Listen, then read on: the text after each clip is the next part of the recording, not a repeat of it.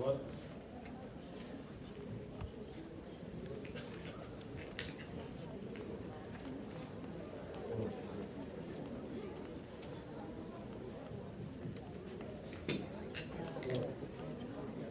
Alô, alô.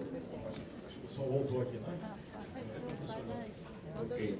Vou passar a palavra para o professor Galtenso. Boa tarde a todos e a todas. A voz está embargada por tosse, mas também por emoção.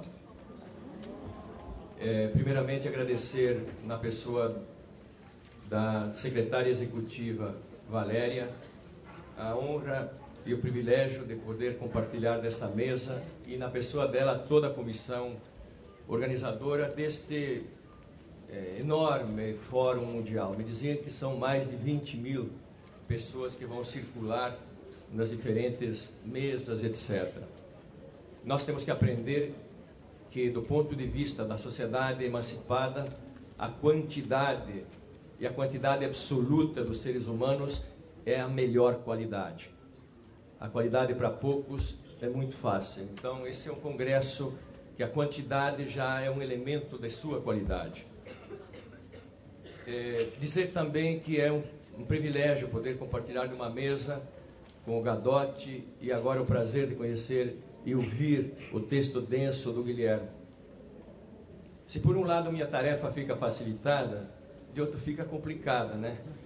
Porque muitas das coisas postas as reitero e algumas então vou apressar-me para não demorar mais sobre já pontos tão bem explicitados. Mas quero também dizer que a emoção é porque eu olho esse auditório e vejo que é uma geração dominantemente jovem.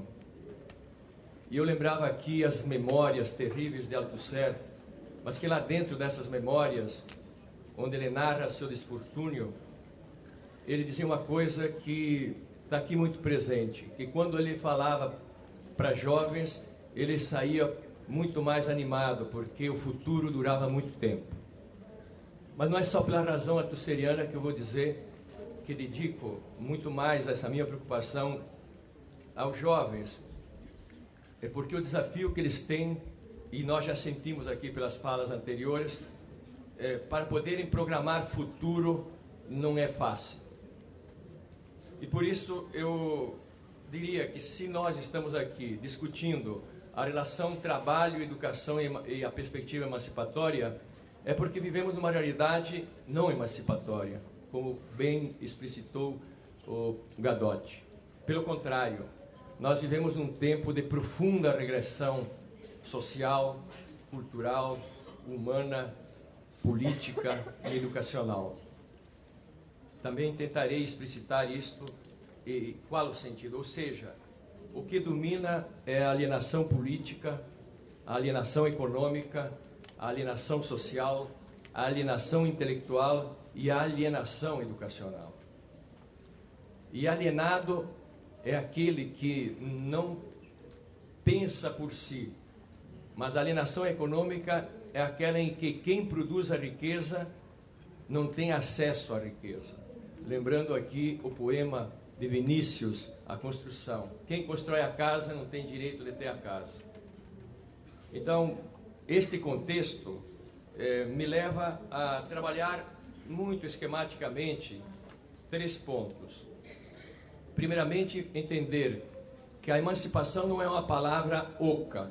A emancipação tem fígado, a emancipação tem casa, a emancipação tem trabalho, a emancipação, em suma, não é um conceito abstrato, é um conceito da vida, do viver. E por isso que eu gostaria de abrir esta minha fala pedindo licença a Friedrich Engels, que há 149 anos, dia 28, se não me engano, de março, ele pronunciava um curto discurso frente ao túmulo de Marx. Ele nos dá as 2 leis sobre as quais me permite dizer que, do ponto de vista humano, social e econômico, vivemos hoje um tempo regressivo do próprio capitalismo.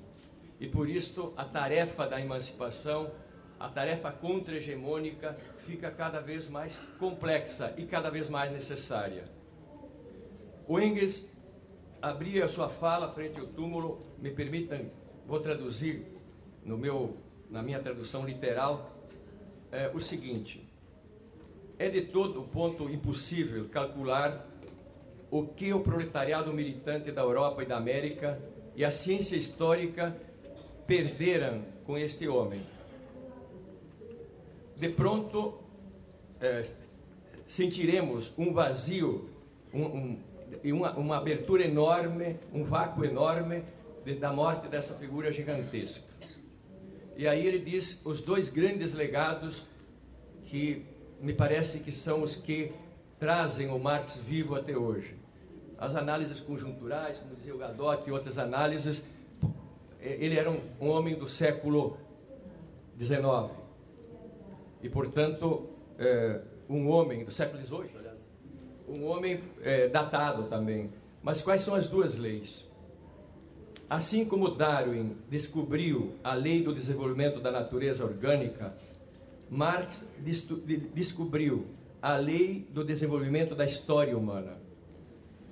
O fato simples, tão simples, porém oculto debaixo da falsidade ideológica de que o homem, ele diria hoje, os homens e as mulheres, necessitam, em primeiro lugar, comer, beber, ter um teto e vestir-se, antes de poder fazer política, ciência, arte e religião. E que, portanto, a produção dos meios de vida imediatos, os meios materiais, e, por conseguinte, o correspondente fase do desenvolvimento de um povo ou de uma época, é a base a partir da qual se tem desenvolvido as instituições políticas, as concepções jurídicas, as ideias artísticas, inclusive as ideias religiosas, e não ao contrário, como até então se havia defendido. Porém, isto não é todo. Marx também descobriu a lei específica que move o atual modo de produção capitalista, a sociedade burguesa, criada pelo capitalismo, por ele.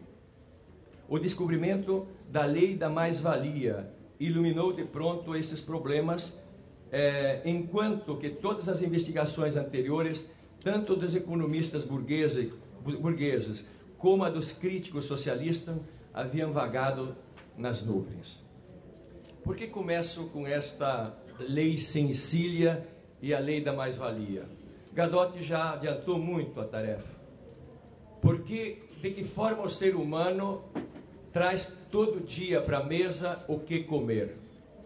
De que modo o ser humano traz todo dia a roupa para vestir, especialmente? De que modo o ser humano vai buscar água? Ou de que modo o ser humano constrói seu teto? Pelo trabalho. E por isso que este autor, sobre o qual Engels fala, diz que o trabalho é uma categoria antediluviana, muito humoristicamente lembrando a Arca de Noé. E Noé teve muito trabalho para salvar e separar a bicharada. E o que significa isso? Então, o trabalho nada tem que ver com o trabalho escravo, nada tem que ver com o trabalho servil, e nada tem que ver com o trabalho abstrato, alienado, venda de força, músculos, mente humana, emprego. O trabalho, lemos lá no Capital, é um intercâmbio do homem com a natureza, que com seus braços, sua cabeça, sua mente, sua emoção, busca na natureza e a transforma, e em transformando a natureza, todo dia transforma a si mesmo. E é este o sentido mais fundo que nós temos que buscar, o sentido socializador ou o princípio educativo do trabalho. Por quê? Porque se nós não intuirmos isso, criamos, como diria Gramsci, mamíferos de luxo dentro das nossas instituições. Alguém que acha que o comer, o trabalho que implica o comer, o vestir, o ter um teto, pertence a uma classe. E os demais fruem ou vivem desse trabalho. E por isso, então, a pergunta é: estamos falando neste congresso extremamente oportuno, no final da primeira década do século XXI, em que contexto dessa sociedade que há 2 séculos e tanto Marx sintetizava dessa forma. Vivemos um tempo, é regressivo esse tempo por N razões, mas uma fundamental é de que para o capitalismo de cassino, o capitalismo especulativo, hoje a produção é secundária. E, portanto, o capitalismo hoje, quem ganha hoje, quem enriquece hoje, enriquece mais especulando do que produzindo teto, comida, roupa, ou seja, aquilo que nós conhecemos como economia real. Economia real é tudo que tem como resultado um produto ou um serviço. Aqui nós estamos fazendo um ato de economia real. É uma atividade intelectual, um trabalho intelectual. Quem produziu essa garrafa também tem que ver com a economia real.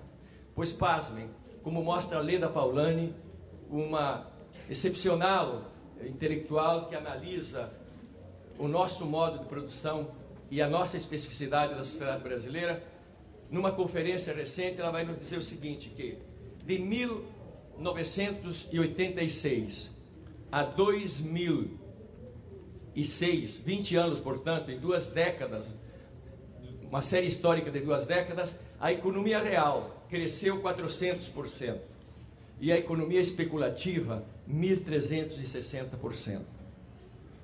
Esta é uma medida do que é o caráter regressivo.